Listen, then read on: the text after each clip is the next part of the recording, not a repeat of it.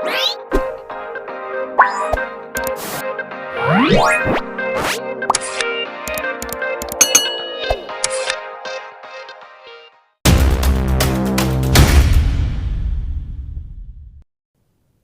4 नन्हा फनकार केशव की घंटियाँ।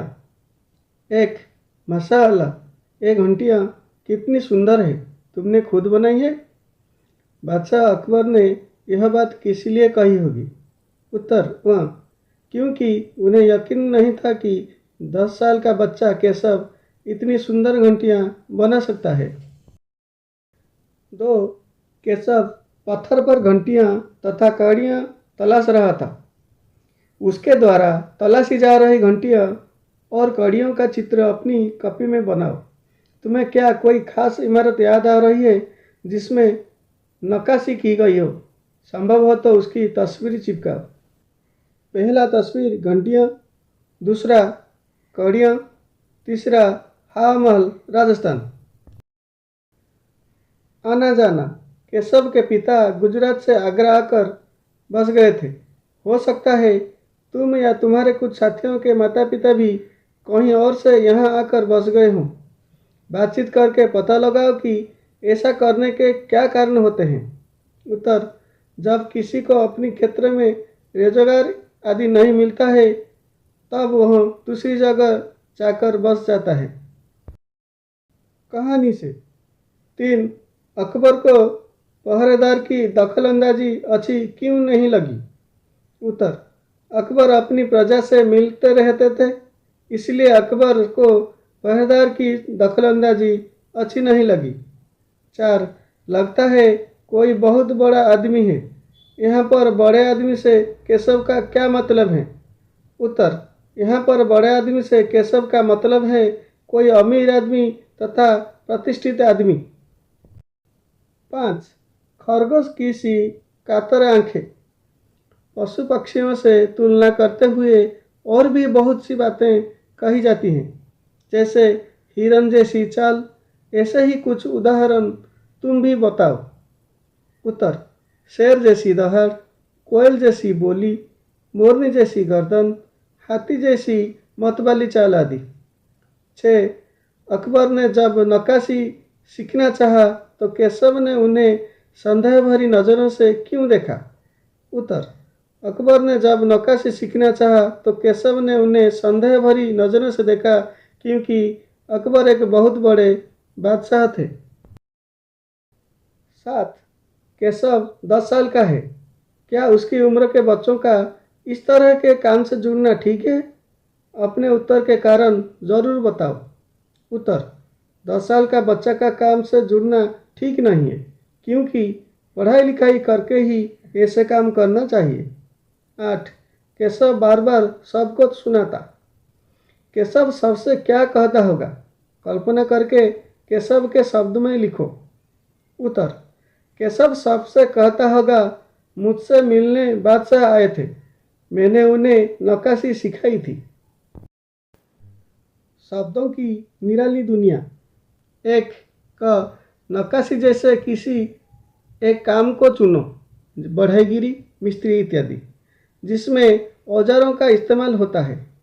उन खास औजारों के नाम और काम पता करके लिखो। उत्तर, बढ़ईगिरी में प्रयोग होने वाले औजार: आरी, लकड़ी काटने के लिए; हथौड़ा, कील ठोकने के लिए; रंदा, लकड़ी की घिसाई करने के लिए; जमूर, कील उखाड़ने के लिए; पेचकस, पेच कसने या निकलने के लिए। ख छेनी, हथौड़ा, तरसाना, किनसे, ये सब पत्थर के काम से जुड़े हुए शब्द हैं। लकड़ी के दुकानदार और बढ़ई से बात करके लकड़ी के काम से जुड़े शब्द इकट्ठा करो और कक्षा में उन पर सामूहिक रूप से बातचीत करो। कुछ शब्द हम यहाँ दे रहे हैं: आरी, रंदा, बुरादा, प्लाई, सूत।